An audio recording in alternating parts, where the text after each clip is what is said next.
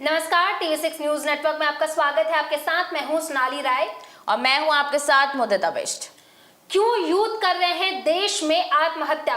किस तरह के हालात बन गए हैं इस देश में कि युवाओं को आत्महत्या करना पड़ रहा है?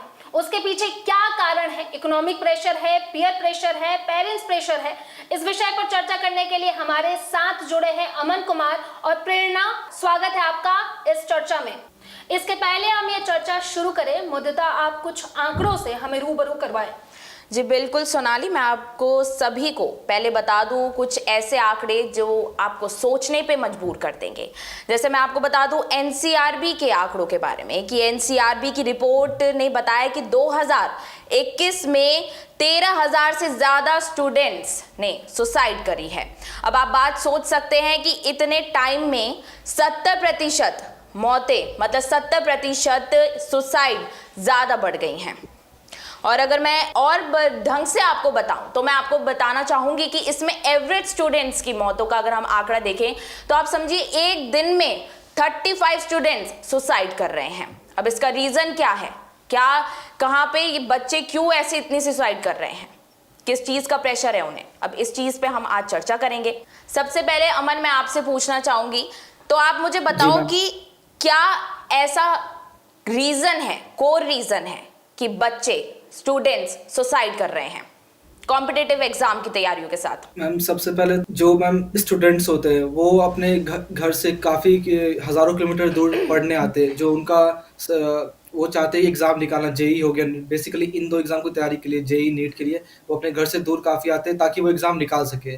पर उन्हें उस वक्त वो प्रॉब्लम से पता होता नहीं, पर वो एक्चुअली जब जाते हैं कोटा जैसे शहरों में, वहाँ रहते एग्ज़ाम की तैयारी करते हैं, तो उनके पास एक तो उनके पढ़ाई का प्रेशर होता ही है, साथ में वो लोग अपने घर को मिस करते हैं, पहली बार घर से बाहर निकलते हैं, वो सब प्रॉब्लम्स होती हैं, अपने दोस्तों को देखते हैं, तो कई सारी चीज़ होती है। एक बार फिर पढ़ाई स्टार्ट हो जाती है, उसके बाद वो देखते हैं कि कुछ बच्चे उनसे काफ़ी आगे निकल पा रहे हैं, वो उनके साथ कम्पीट नहीं कर पा रहे हैं। तो इन सब वजह से उनमें धीरे-धीरे ये सब चीज़ें एक्युमुलेट होती रहती है।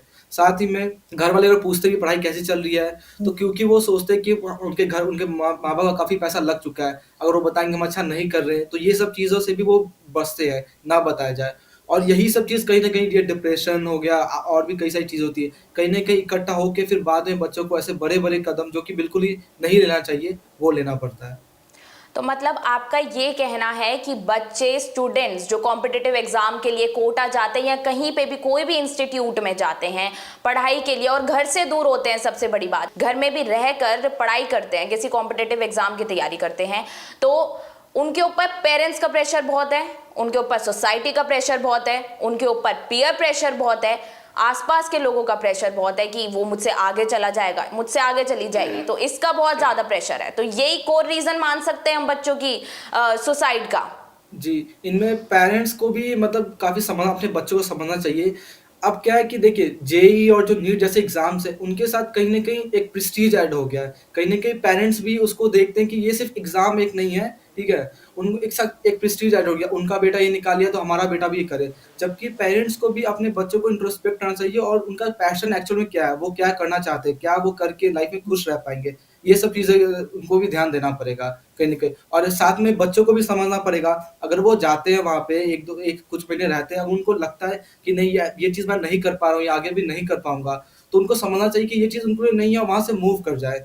और बच्चों को सोचना चाहिए कि ये जो भी एग्ज़ाम की तैयारी कर रहे हैं, मैं मानता हूँ वो अपनी पूरी मेहनत करते हैं, लेकिन अगर नहीं भी हो पा रहा है तो इट्स ओके। ये जो भी एग्ज़ाम्स है उनके लिए लाइफ़ चेंजिंग एग्ज़ाम हो सकता है, पर लाइफ़ एंडिंग नहीं। तो बच्चों को भी बिल्कुल, और साथ में बहुत पेरेंट्स को भी सही बात दोनों। बोली आपने इस पे अमन। जी। आई मस्ट से ये लाइन बहुत सही बोली आपने कि पेपर क्रैक करना, आप कॉम्पिटिटिव एग्जाम आगे शायद क्रैक कर लो या आपकी लाइफ को चेंज कर सकता है, पर अगर आप नहीं कर पाते हो तो आपको इससे डिमोटिवेट नहीं होना है, ये लाइफ एंडिंग नहीं है। बिल्कुल सही। प्रेरणा, मैं अब आपसे पूछना चाहूंगी, आपका क्या इस पे टेक है कि बच्चे क्यों सुसाइड कर रहे हैं, यूथ क्यों सुसाइड कर रही है, स्टूडेंट्स? मैम, जैसा कि अमन ने बताया अभी कि बच्चे जो हैं वो अपने घर से काफ़ी दूर जाते हैं और वहाँ जाके उन्हें नई-नई चीज़ें एक्सपीरियंस करने को मिलती हैं। एंड आई थिंक कि अभी की सोसाइटी में, अभी की लाइफ में कि बच्चे जिस एज पे बच्चों को अपने पेरेंट्स के साथ रह करके उनके उनके साथ एक रिलेशनशिप डेवलप करना चाहिए, एक एक अफेक्शन डेवलप करना चाहिए। उस एज पे 15, 16, 14 इयर्स की एज पे बच्चों को एक बिल्कुल ही न्यू न्यू सिटी में अकेले रहने के लिए भेज देते हैं। तो मैम आई थिंक यहाँ पे जो सुसाइड का मैटर है, इसमें आई थिंक सबसे ज़्यादा जो एक कोर रीज़न है, that should be parents and society. क्योंकि यहाँ पे अगर लाइक जो न्यू ये सब जो एग्जाम्स हो रहे हैं, जेईई के एग्जाम्स हुए, नीट के एग्जाम्स हुए, कैट हुए, एसएससी एग्जाम्स हुए, सबसे बड़ा कारण हम इसको मान सकते हैं कि बच्चों का अकेलापन, उसकी वजह से वो ज्यादा आत्महत्या कर रहे हैं। मैम ये कह सकते हैं मैम, एक तरह से ये रीज़न हो सकता है क्योंकि वहाँ पे आपके साथ क्या हो रहा है, क्या नहीं हो रहा है उस न्यू जगह पे, आप किसी को बता नहीं पा रहे हो। और क्योंकि आपको 13-14 इयर्स के एज में पेरेंट्स आपको बाहर भेज दे रहे हैं, उस एज में पेरेंट्स को ये सिखाना चाहिए कि आपके साथ जो भी चीज़ें हो रही हैं, आप वो चीज़ किस तरीके से आके मेरे साथ शेयर कर सकते हो। तो एक जो पेरेंट्स और बच्चों के बीच में रिलेशनशिप होता है, वो डेवलप नहीं हो पा रहा है। तो यहाँ पे कोई भी अगर किसी भी तरह का इश्यू अगर बच्चे के साथ हो रहा है, तो वो चीज़ वो पेरेंट्स के साथ शेयर नहीं कर पा रहा है। और बस वो जब भी पेरेंट्स का फ़ोन आ रहा है, वो यही बोल रहा है कि हाँ, सब अच्छा चल रहा है, पढ़ाई अच्छी चल रही है। आपने कहा एंड कि पेरेंट्स और बच्चों का कनेक्शन यस अच्छा मैम। नहीं बन पा रहा है, तो पेरेंट्स और बच्चों का तो है ही, लेकिन कुछ बच्चे ऐसा भी सोचते हैं कि लोग क्या कहेंगे। जो सबसे बड़ा कारण है शायद, वो मैं कह सकती हूँ कि लोग क्या कहेंगे, ये हो सकता है। तो इस पे आप क्या कहेंगी? Yes ma'am. क्योंकि घर से वो ये सोच के आते हैं, घर पे तो पेरेंट्स ने अगर बोल दिया कि जेईई निकालेगा, नीट निकालेगा, घर से ये सोच के आते हैं कि हम कर लेंगे, कर लेंगे। कितना डिफ़िकल्ट है इस सोसाइटी में सर्वाइव करना, कॉम्पिटिशन जो है कितना डिफ़िकल्ट है, वो चीज़ें जानने के बाद एक सर्टेन टाइम पीरियड के बाद बच्चों को ये लगता है कि नहीं, अब मुझसे ये चीज़ नहीं हो पा रही है। बट उनको उस वक़्त ये लगता है कि अब वो इस पॉइंट ऑफ टाइम पे आ गए हैं कि वहाँ पे वो पीछे नहीं जा सकते। अगर वो पीछे जाते हैं तो उनके पेरेंट्स के लिए वो चीज़ एक लाइक ह्यूमिलिएशन टाइप का हो जाएगा कि मेरे पेरेंट्स क्या बोलेंगे, मेरे पेरेंट्स को सोसाइटी क्या बोलेगी। उसकी वजह से बच्चे फिर वो सोचते हैं कि अब हम क्या ही बैक ऑफ करें, जो चीज़ चल रही है वो चीज़ चलने देते हैं एंड अच्छा, तो आपने जैसे अभी बोला प्रेरणा कि जो हमारा रिजल्ट है उसमें हमारे पेरेंट्स को इंटरेस्ट ज़्यादा नहीं होता जितना हमारे रिलेटिव्स को इंटरेस्ट होता है। अब इस चीज़ में पेयर प्रेशर का भी बहुत ज़्यादा बात हो सकती है, इसमें सोसाइटी की बहुत ज़्यादा बात हो सकती है कि सोसाइटी को इस चीज़ को देखना होगा, सीखना होगा। अमन, मैं आपसे पूछूं, एक क्वेश्चन पूछना चाहती हूँ मैं आपसे कि सोसाइटी की बात कर रहे हैं, जैसे कोई आपके साथ का, आपका ग्रुप का कोई साथी है, पढ़ रहा है आपके साथ, और अगर वो सुसाइड कर लेता है तो आप पे क्या उसका प्रभाव पड़ेगा, उसके साथियों पे क्या प्रभाव पड़ेगा? यस मैम, अगर मान लीजिए ऐसा होता, अगर किसी का, ऐसा तो होना ही चाहिए, लेकिन ऐसा होता है कि किसी का दोस्त या जानने वाला ही अगर ऐसा कुछ बड़ा कदम उठा लेता है, तो सबसे पहले तो अब उसने तो जो कि करना ही चाहिए, उसने वो कदम उठा लिया है, ठीक है। लेकिन अब जो जो उसके जानने वाले थे, परिचित स्टेक होल्डर्स थे, अब कहीं न कहीं एक इमोशनल अफेक्शन होता है उनके लिए। तो इतना बड़ा अपने को खोने के बाद मुझे लगता है कि उनके भी लाइफ़ पे काफ़ी ज़्यादा इफ़ेक्ट, एक नेगेटिव इम्पैक्ट आएगा। और अगर मान लीजिए मैं खुद स्टूडेंट हूँ, मेरा ही कोई दोस्त ऐसा करता है, तो मेरे कुछ पढ़ाई पे, मेरे पर्सनल लाइफ़ पे भी काफ़ी बड़ा इम्पैक्ट आएगा। क्योंकि कहीं न कहीं उसके साथ जो मेमोरीज़ होती है, ठीक, तो वो सब मुझे लगता है काफ़ी लोग मिस करेंगे और ये बहुत बड़ा लॉस होगा जो कि शायद कभी भर ना पाए। अच्छा, अमन, एक बात बताइए कि हर दिन अगर देश में देखें तो एक रिपोर्ट के मुताबिक हर दिन 35 छात्र सुसाइड कर रहे हैं। तो इसकी वजह क्या है, इसका कारण क्या है? मैम, पहले तो वही हो सकता है कि एक पे उन पे एकेडमिक प्रेशर बहुत ज़्यादा है। मान लीजिए किसी जो टॉप कोचिंग इंस्टीट्यूशंस है, वहाँ पे क्या होता है, वीकली टेस्ट होते हैं, वीकली, मंथली ऐसे टेस्ट होते हैं। पहले तो अगर वो टेस्ट होते, बेसिकली ये भी देखा गया ट्रेंड्स में कि जब टेस्ट का रिज़ल्ट आता है वीकली या मंथली, तो उस टाइम सुसाइड का जो रेट है वो काफ़ी बढ़ जाता है। तो अभी सरकार ने किया भी था कि टेस्ट कम कर दिया जाए, ऐसा कुछ, ठीक है। तो वो है कि जब मार्क्स वो देख रहे हैं, वो अपना मार्क्स देख रहे हैं, वो इतनी पढ़ रहे हैं, और फिर जो अच्छे बच्चे हैं उनका मार्क्स देख रहे हैं, तो उनमें काफ़ी डिफरेंस दिख रहा है। और उस चीज़ को वो बियर नहीं कर पा रहे हैं। उसके अलावा वो काफ़ी डिप्रेस्ड है, उनकी सोशल लाइफ़ नहीं है, वो दिन-रात पढ़ रहे हैं, ठीक है? लोग के फीलिंग्स क्या, उन सब चीज़ को वो समझ नहीं पा रहे हैं। कोई उनके साथ है नहीं दोस्त वगैरह वैसा कि उनके हर चीज़ शेयर करें। कई बार होता है कि प्रॉब्लम्स कई बार शेयर करने से ही वो खत्म हो जाते हैं। वो घरवालों से सही से बात नहीं कर पा रहे, वो या बता ही नहीं चाह रहे कि घर वाले रिलेटिव सोसाइटी ऑलरेडी इतना एक्सपेक्टेशन है, और मैं उनको प्रॉब्लम्स बताऊँगा कि पढ़ाई नहीं हो पा रहा है या नहीं कर पा रहा हूँ, कई सारे रीज़नों की वजह से। तो शायद वो, उनको लगता है कि वो भी लोग प्रॉब्लम में आ जाएँगे या वो भी लोग सोचने लगेंगे। तो इस वजह से वो चीज़ बताते नहीं है। तो ये ऊपर से कई बार ये भी होता है कि अब यहाँ पे 15-16 ईयर्स के बच्चे होते हैं, कई बार बाहर निकलते हैं तो वो रिलेशनशिप में आ जाते हैं। लव लाइफ में आ जाते हैं।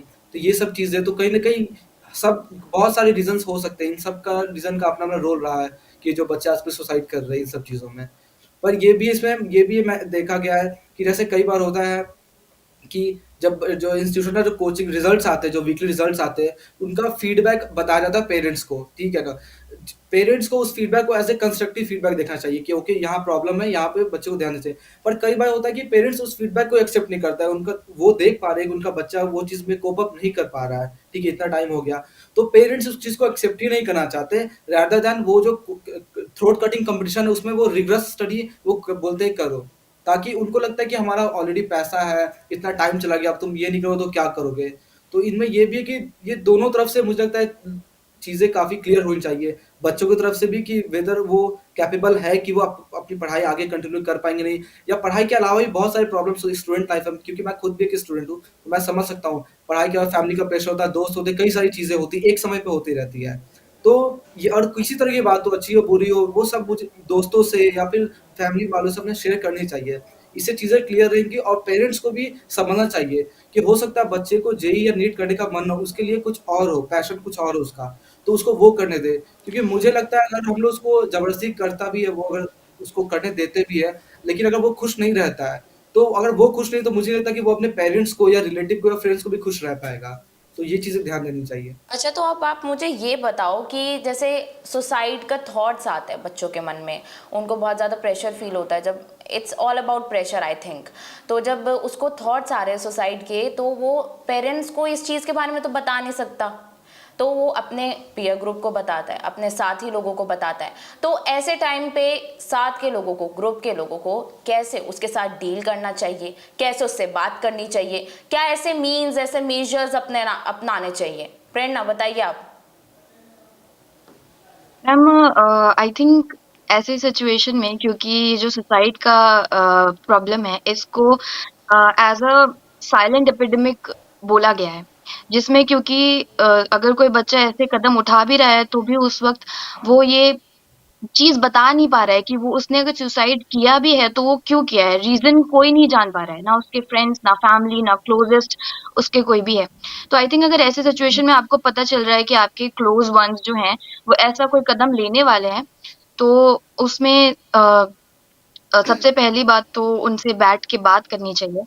ट्राई करना चाहिए कि अगर हो सके तो क्या किस चीज़ का बर्डन है उनके ऊपर, वो चीज़ पता चले। मोरओवर सोशल लाइफ को थोड़ा और करना चाहिए कि उनका सोशली वो ज़्यादा एंगेज्ड हों, फ्रेंड्स से मिलना चाहिए and I like don't think so कि जैसे बात बोलते हैं ना कि जब पढ़ाई करते हैं तो आपको सिर्फ किताबी कीड़ा बन जाना चाहिए, तो उसमें तो आपके साथ के जो ग्रुप के लोग होते हैं फिर बोलते हैं कि ऐसे सब कुछ शेयर भी नहीं करना है, अपनी स्टडी मटेरियल्स को तो छोड़िए, अपने पर्सनल चीज़ों को भी शेयर नहीं करना कि तुम कहाँ तक पहुँचे, क्या क्या तुमने चीज़ें करी। तो ऐसे चीज़ों में बच्चा ना पेरेंट्स से बात कर सकता है, ना अपने दोस्तों से बात कर सकता है, तो ऐसे तो अंदर ही अंदर घुटता रहेगा। अब ऐसे में तो फिर उसे ये कदम उठाने के लिए तभी तो वो मजबूर होता है। कोई बात नहीं, अमन आप बता दीजिए इसका, जो भी क्वेश्चन मैंने आप प्रेरणा से पूछा, आप बता दीजिए इसका जवाब। तो हाँ, बच्चों को ये देखना पड़ेगा कि उनका एकेडमिक लाइफ तो है ही, पर साथ-साथ मुझे लगता है कि सिर्फ़ एकेडमिक्स में बुकवर्म बन के ही कोई एग्ज़ाम निकाला जा सकता है। पढ़ाई के साथ-साथ जो चीज़ें ज़रूरी है, सोशल लाइफ़ एन्जॉय करना, दोस्तों के साथ हैंग आउट करना, कोई प्रॉब्लम है फ्रेंड्स के साथ या सीनियर्स है या कोई प्रोफ़ेसर्स है, तो वो शेयर करना। मुझे लगता है कई सारी प्रॉब्लम वहीं पे सॉल्व हो जाती है। अगर कोई प्रॉब्लम आ रहा है एकेडमिक या एक्स्ट्रा एकेडमिक कोई भी प्रॉब्लम हो रहा है, तो वो सॉल्व हो जाएगा। और रही बात अगर किसी फ्रेंड्स में ऐसा सुसाइडल टेंडेंसी या वो काफ़ी डिप्रेस्ड लग रहा है, ये सब चीज़ देखने को मिल रही है, तो मुझे लगता है इसमें सबसे बड़ा और सबसे इम्पोर्टेंट रोल होने वाला है फ्रेंड्स का ही। क्योंकि सही बात है, ये सब चीज़ वो नहीं इसमें कि वो किसी से बात भी नहीं करना चाहेंगे और ख़ासकर अपने पेरेंट्स से वो बात ये सब चीज़ें नहीं शेयर करना चाहते।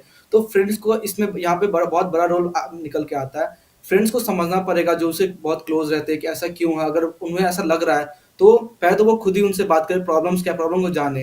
अगर वो नहीं हो पा रहा तो वो किसी टीचर से, प्रोफ़ेसर किसी काउंसलर से, अब हर हर जगह हम यहाँ पे साइकियाट्रिस्ट और काउंसलर अवेलेबल हो रहे हैं। तो उनसे बात कराएँ, प्रॉब्लम जाने और उन्हें एक वन टू वन काउंसलिंग दें कि जो भी प्रॉब्लम्स है उसका सॉल्यूशन निकालें और उनको वही बताया जाए कि एग्ज़ाम्स अगर नहीं हो रहा तो ठीक है, एग्ज़ाम्स के अलावा जेईई और नीट के अलावा भी बहुत सारे ऑप्शंस हैं, आप उनकी तरफ भी जा सकते हो। तो मुझे लगता है ये सब एग्जैक्टली काउंसलिंग का भी अमन, मैं इस चीज पे एक ऐड ऑन करना चाहूंगी, यही बात कि सबको ये एक हाइपोथेटिकल चीज लगती है, सबने ये मिथ बना रखा है और सबने सोच रखा है कि अगर आपको लाइफ में सक्सेसफुल होना है तो इसका मतलब आपने जेईई मेंस या तो एडवांस क्लियर करना है या तो नीट क्लियर करना है, अदरवाइज आप सक्सेसफुल नहीं हो लाइफ में। जिसके चक्कर में कई बच्चे इस चीज के लिए कॉम्पिटिटिव एग्जाम क्लियर करने के लिए कई इंस्टीट्यूट जाते हैं, पढ़ाई करने जाते हैं, घर से दूर जाते हैं, जिसके बाद उनको कई प्रेशर्स और कई ऑब्स्टेकल्स का सामना करना पड़ता है और वो हार मान जाते हैं। अगर उनका क्लियर हो जाए तो वेल एंड गुड, उनकी सक्सेसफुल लाइफ है। अगर उनका क्लियर नहीं हो पाता है तो वो डीमोटिवेट हो जाते हैं और डीमोटिवेट की रास्ते में अगर वो खुद को वापस नहीं लेकर आ पाए, खुद को मोटिवेट करके लाइफ में कुछ अच्छा नहीं कर पाए, वापस से उस पेपर को देने की हिम्मत नहीं कर पाए, तो इसके बाद उनको बहुत ज़्यादा निराशा होती है, जिससे वो लाइफ को भी ब्लेम करने लग जाते हैं। अमन, मैं आपसे पूछना चाहूंगी कि आप उन बच्चों को क्या संदेश देना चाहेंगे जिनके दिमाग में सुसाइडल थॉट चल रहा है। इनफैक्ट आप दोनों ही बताएं हमारे दर्शकों को कि आप क्या संदेश देना चाहेंगे उन लोगों को। मैं उन बच्चों को ये बताना चाहूंगा कि अगर वो किसी भी एग्जाम, सिर्फ जेईई नीट नहीं, किसी भी एग्जाम की तैयारी कर रहे हैं, यूपीएससी वगैरह कुछ भी, अगर वो एग्जाम नहीं निकलता है तो इट्स ओके। उसके अलावा भी कई सारी चीज लाइफ में पड़ी, अभी पूरा पूरा लाइफ आपके पास बाकी होता है जीने के लिए। और सबसे इम्पोर्टेंट चीज़ है कि अगर मान लीजिए आपका वो एग्जाम नहीं भी निकला, लेकिन उस टाइम एग्जाम के प्रिपरेशन के दौरान जो आपने नॉलेज और एक्सपीरियंस इकट्ठा की है, आप उसका यूज करके, उसको अवेल करके आप कई सारी चीजें किया जा सकता है। ऑप्शंस कई सारे होते हैं, ठीक है। बस आपको पता होना चाहिए, आपको एक एक्सपोजर होना चाहिए और चीजें पता होनी चाहिए कि हाँ मैं ये चीज कर सकता हूँ। अगर एग्जाम नहीं हुआ तो इट्स ओके, पूरा का पूरा लाइफ बाकी होता है। तो मुझे लगता है कि बिल्कुल इसमें कोई, हाँ थोड़े दिन तक रहता है कि मैं इतने दिन 2 साल दिया, 3 साल दिया, एग्जाम का तैयारी किया, लोगों का और ये भी कई बार होता है ना कि वो अपना मेहनत देते हैं, वो तो है ही। कई बार उनसे ज़्यादा उनको ये टेंशन होता है कि मेरे पेरेंट्स क्या सोचेंगे कि मैंने एग्ज़ाम का प्रिपरेशन किया, उनका एक्सपेक्टेशन, उनका जो वेल्थ सारा इस चीज़ में चला गया और मैं कोई रिज़ल्ट नहीं दे पाया, कोई प्रोडक्टिव रिज़ल्ट नहीं दे पाया। तो इस बात का भी काफ़ी ज़्यादा उनको टेंशन होता है। तो मुझे लगता है इट्स थोड़े दिन बाद ठीक हो जाए, उनको पेरेंट्स को भी समझना चाहिए और पेरेंट्स को भी समझना चाहिए कि ठीक है, बच्चा ही अगर नहीं हुआ ठीक है, कुछ और कर लेगा। ऐसा तो नहीं सब कुछ खत्म होने लगा, एग्ज़ाम ही था।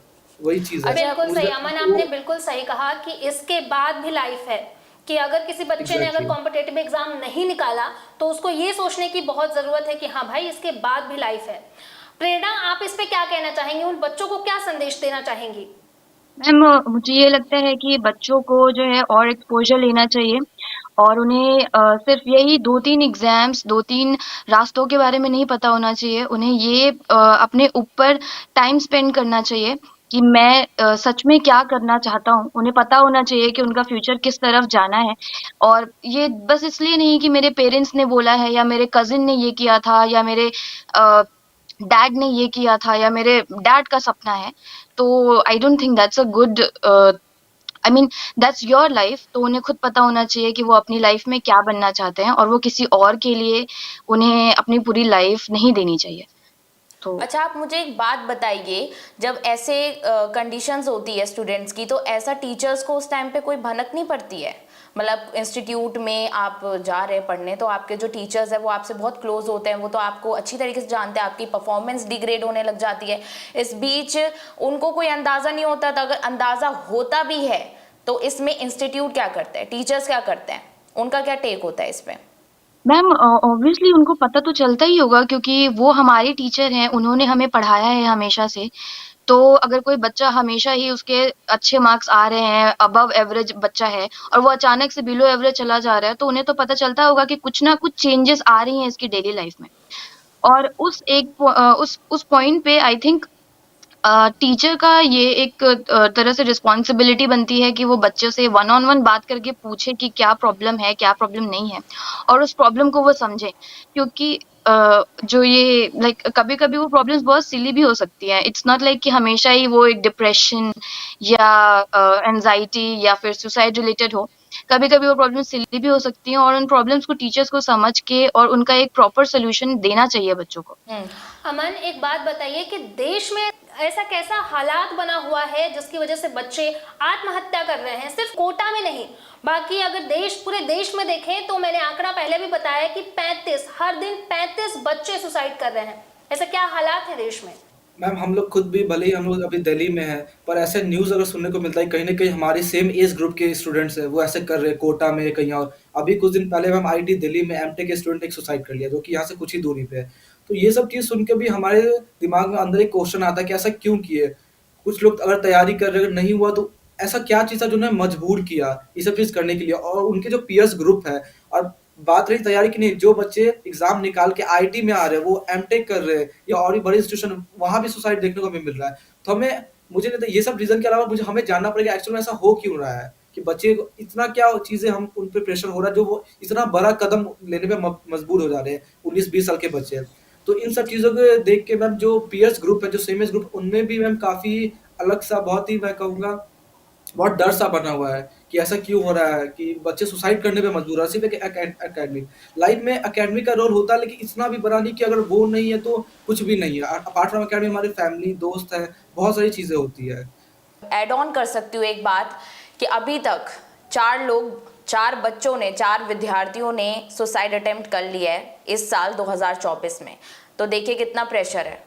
मतलब अभी एग्जाम्स आने वाले हैं, अभी रिजल्ट, अभी जेई मेंस के हाल ही में ही रिजल्ट आए हैं। तो अभी हमने चर्चा करी और पूरे डिस्कशन में यही पता चला है कि पीयर प्रेशर, पेरेंट प्रेशर और सोसाइटी का प्रेशर इतना ज्यादा होता है कि बच्चे झेल ही नहीं पाते हैं, स्टूडेंट्स इसको झेल ही नहीं पाते, इसको माप ही नहीं पाते हैं, जिसके चक्कर में वो हार मान लेते हैं, जिसके चक्कर में वो डिमोटिवेट हो जाते हैं और डिमोटिवेट होने के बाद वो सुसाइड जैसा बड़ा कदम उठाते हैं। अब इसमें क्या करना है, इंस्टीट्यूट का क्या टेक होना चाहिए, पेरेंट्स का क्या टेक होना चाहिए और सबसे बड़ा सोसाइटी का क्या टेक होना चाहिए। कोई भी स्टूडेंट की जिंदगी किसी भी पेपर से बड़ी नहीं होती है। अब इस चर्चा में आप प्रेरणा और अमन हमारे साथ जुड़े, आपका बहुत बहुत धन्यवाद। ऐसे ही आगे की तमाम खबरों के लिए, रिपोर्ट्स के लिए और डिस्कशन के लिए जुड़े रहें TV6 न्यूज नेटवर्क के साथ। अगर आपको वीडियो अच्छी लगी हो तो लाइक करें, शेयर करें और चैनल को सब्सक्राइब करना ना भूलें। धन्यवाद।